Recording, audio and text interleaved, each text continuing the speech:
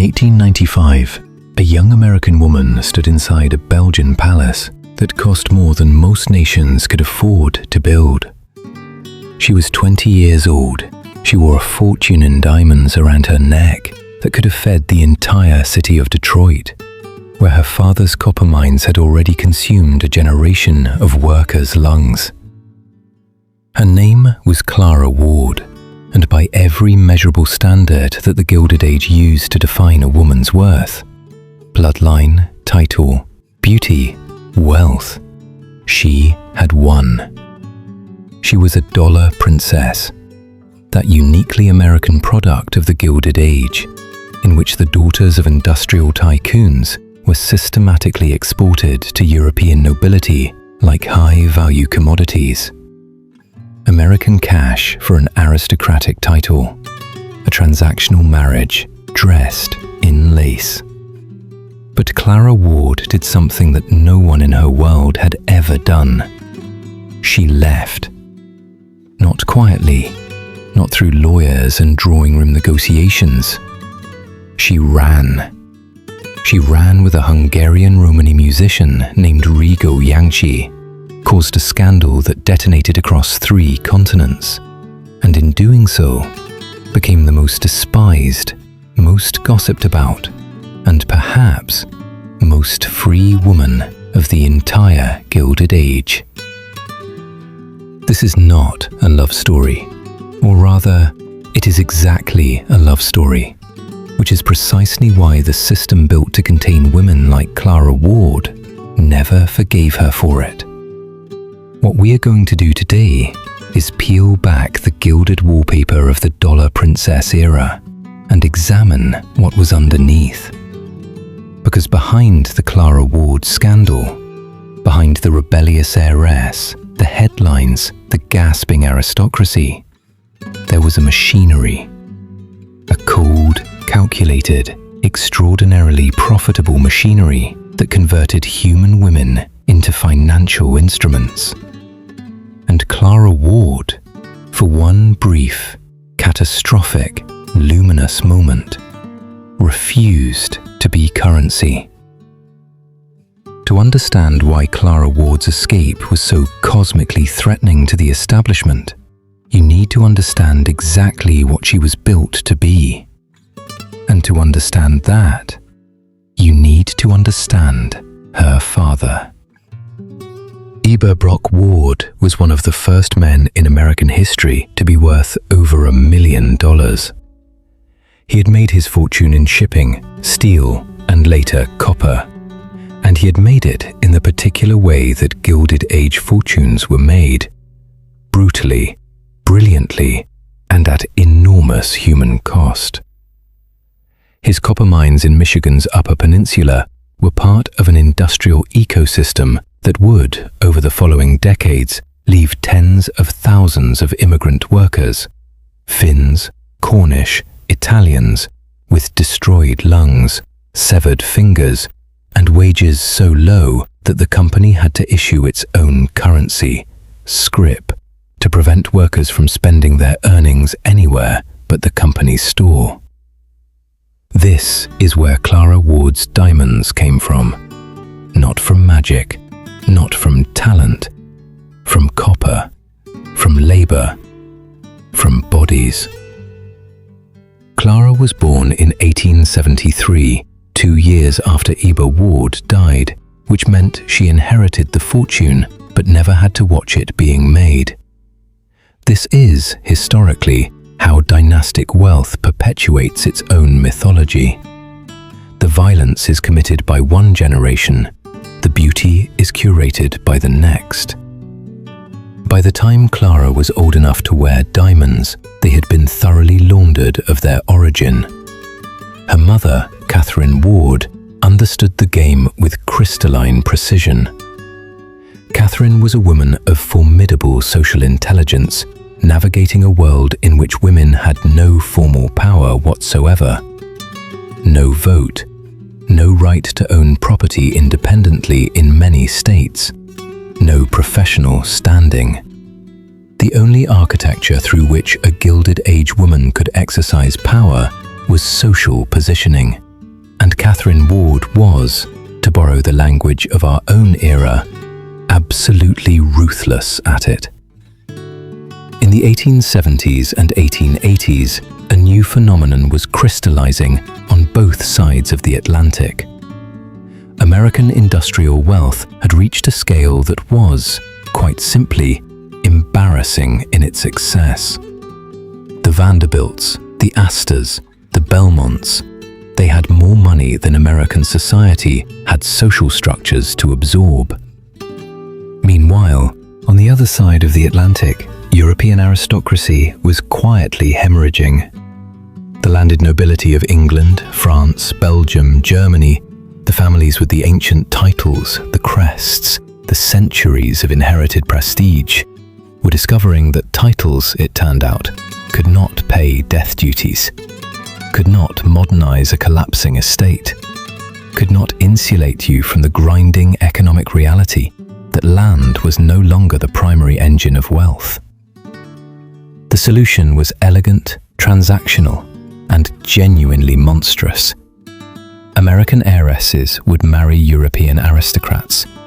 The Americans got the title, the social elevation that new money could not simply purchase in the rigid class hierarchies of the Gilded Age. The Europeans got the cash, the infusion of industrial American capital that would shore up crumbling estates and allow ancient family names to survive another generation. Between 1870 and 1914, historians estimate that approximately 500 American women crossed the Atlantic as dollar princesses, carrying with them a combined dowry value of roughly $220 million, equivalent to several $1 billion today.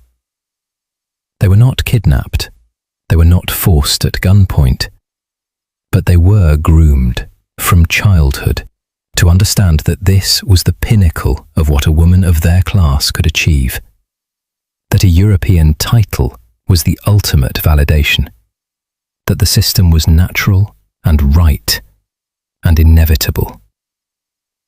Clara Ward was engaged to Joseph de Caraman-Chimay, Prince of Chimay, a Belgian noble of impeccable lineage, and, critically, a family estate in desperate need of exactly the kind of financial rescue that Clara's inheritance could provide, when she was 17 years old. She married him at 18. She did not choose him the way you choose something. She was placed. Let us talk for a moment about what the marriage actually was. Not the ceremony, which was a spectacle of such calculated excess that newspapers on 3 continents covered it in breathless detail, as though they were covering a coronation, which, in a sense, they were. Let us talk about the institution. When Clara Ward married the Prince de Chimay in 1890, she entered into a legal and social arrangement that modern scholars of gender have described with precision as a form of structural captivity.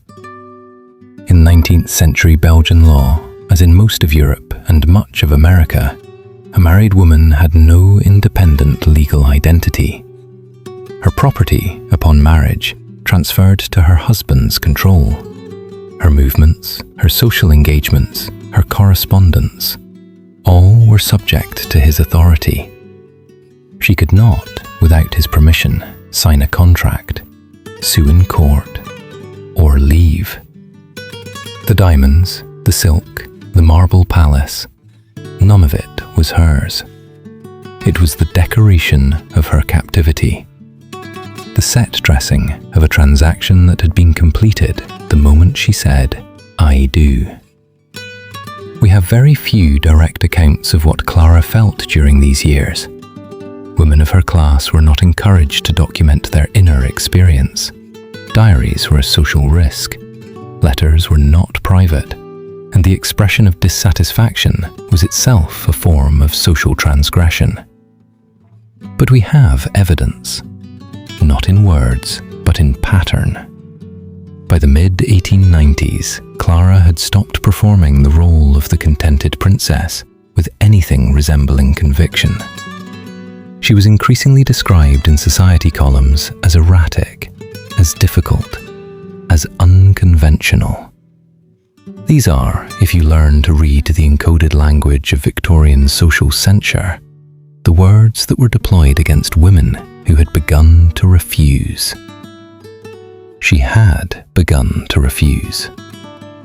In 1896, at a restaurant in Paris, probably Maxim's, the legendary Belle Epoque establishment that had become, in the 1890s, the unofficial social headquarters of everyone who wanted to be seen doing something transgressive, Clara Ward encountered Rigo Yancey. Rigo Yancey was 25 years old, Hungarian Romani, and one of the most celebrated café violinists in Paris. He was not a duke. He was not titled. He owned no estate, no coat of arms, no portfolio of ancestral silver. He was a musician, a working musician, a man who existed in the social taxonomy of the Belle Epoque, in the vast, invisible landscape below the threshold of aristocratic acknowledgement.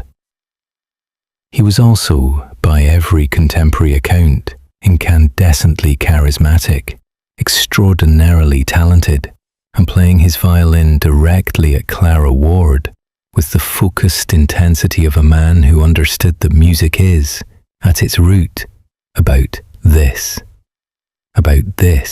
exact moment. Within weeks, some accounts say days, Clara had left the Prince de Chimay. She did not negotiate. She did not hire lawyers first. She did not politely request permission from the system that had been built across decades specifically to prevent this. She left. She left with Rigo. She left to Budapest, to Vienna, to Paris. She travelled with his band. She was photographed at cafe tables, without her title, without her diamonds, in clothes that scandalized the European press with their relative ordinariness. The international headlines were, by the standards of 1896 Victorian media, essentially a collective scream. The Dollar Princess scandal. American heiress abandons prince for gypsy violinist. The degradation of Miss Ward. Note that word, degradation. Not liberation, not choice, not even scandal in its neutral sense. Degradation.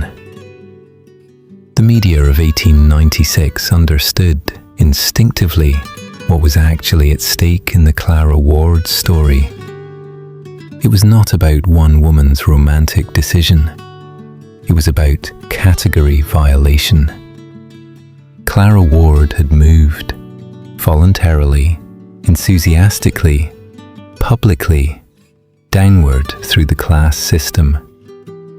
In a world organized entirely around the idea that the hierarchy was natural and correct and divinely ordained, this was not merely shocking, it was heretical. Let us step back from Clara Ward specifically and look at the mechanism, because what the Dollar Princess phenomenon actually represents, stripped of its silk and its romance and its gothic tragedy, is one of the most efficient cross-continental wealth transfer systems in modern history, and it ran entirely on the bodies and autonomy of young women. The Dollar Princess market had brokers, literal human brokers, often titled but cash-poor European aristocrats themselves, sometimes American social climbers, who facilitated introductions, vetted bloodlines on both sides, and negotiated dowry terms with the same analytical detachment that commodity traders brought to the Chicago Wheat Exchange. It had infrastructure, the Newport social season, the London season, carefully orchestrated visits to European courts where daughters could be displayed before the appropriate buyers. It had ideology, a complete intellectual framework published in newspapers and society magazines and etiquette books that explained why this system was not only acceptable, but aspirational. That a title was the highest thing a woman could achieve, that the union of American energy and European breeding was, in fact, civilization's highest synthesis. What the system required above everything else was compliance, not enthusiasm, not happiness, just compliance. The dollar princesses who made it work, who kept their titles and maintained their marriages and produced their heirs and smiled at the appropriate diplomatic functions, were not, as the mythology insisted, fulfilled women. They were functional women. Women who had successfully internalized the terms of their transaction and learned to perform contentment with sufficient conviction that the machine could continue operating.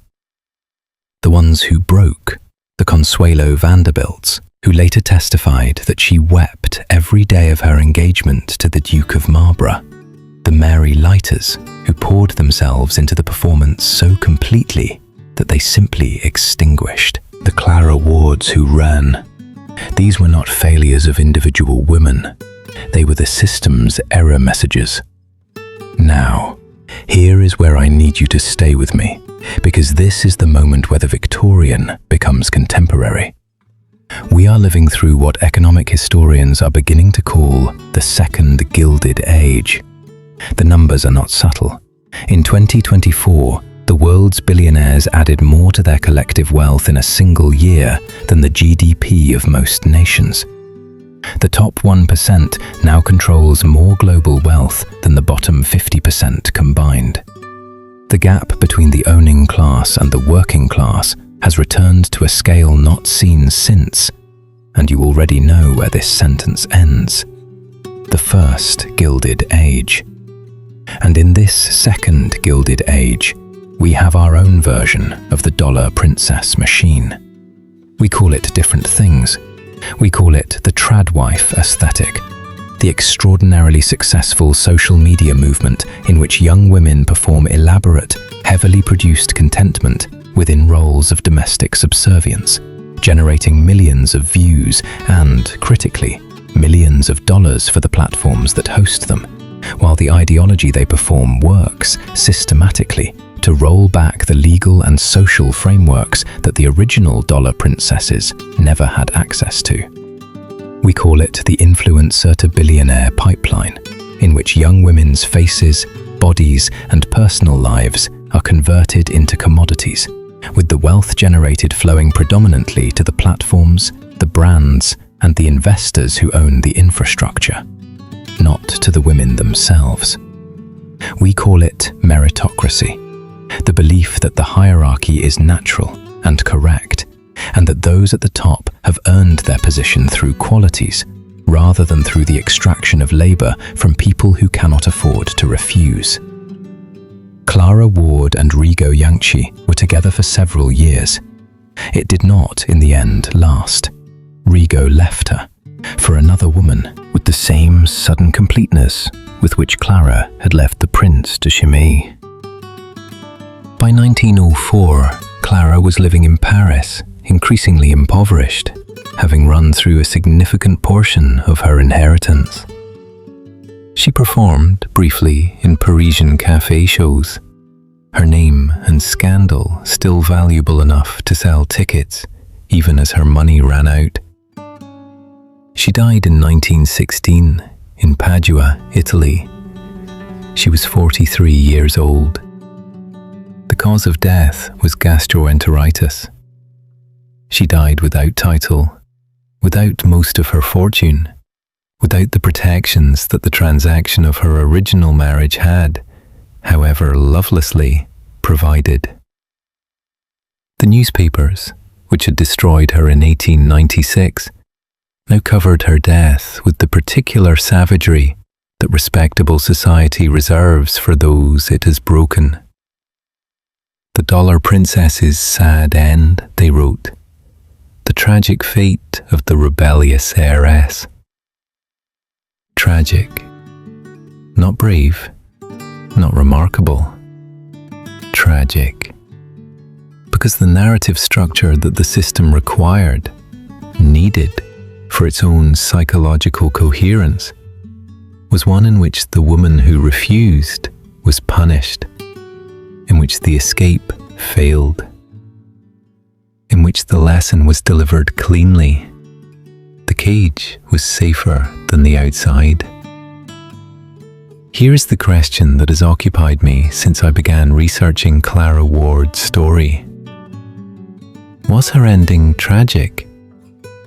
The newspapers said yes. The society matrons who had attended her wedding said yes.